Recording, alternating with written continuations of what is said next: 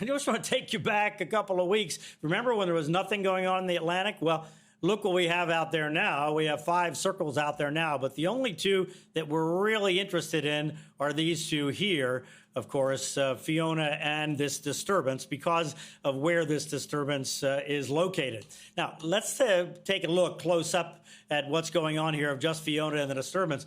Interestingly, Fiona is affecting the disturbance. The upper level winds flowing out of Fiona are blowing across the disturbance, and those upper level winds are what's keeping this thing from getting organized and getting stronger and better developed at this point. We think that's going to be the situation for a couple of days.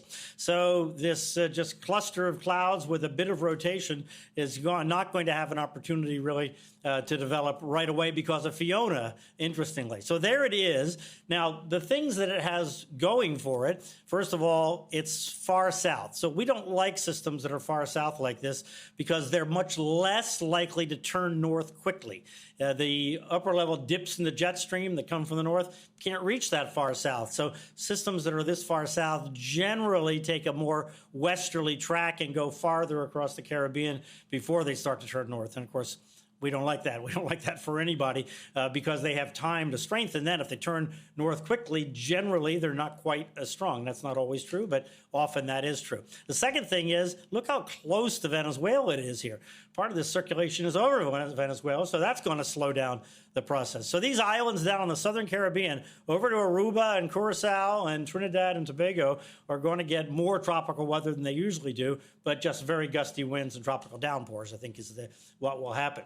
Then when we look at our forecast track uncertainty, this is what I really want you to focus on, because as far as the U.S. and the Southeast, this is what's really important.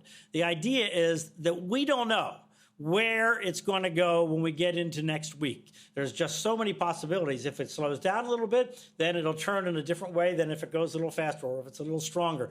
All these factors make a randomness to where it eventually goes. Now, in the short term, we have high confidence where it's going to go down here. As a matter of fact, we can show you the confidence. The computer can calculate the confidence, and there you see. Look, where it's red like that, that's a high confidence track.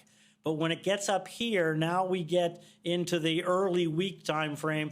Well, you have a little more medium confidence in a few directions here, but generally it's all low confidence on exactly where it's going to go. So don't let anybody tell you they know where this is going to go. Is it going to go into the Gulf? Is it going to go toward the Bahamas? Is it going to go to South Florida? We just don't know at this point.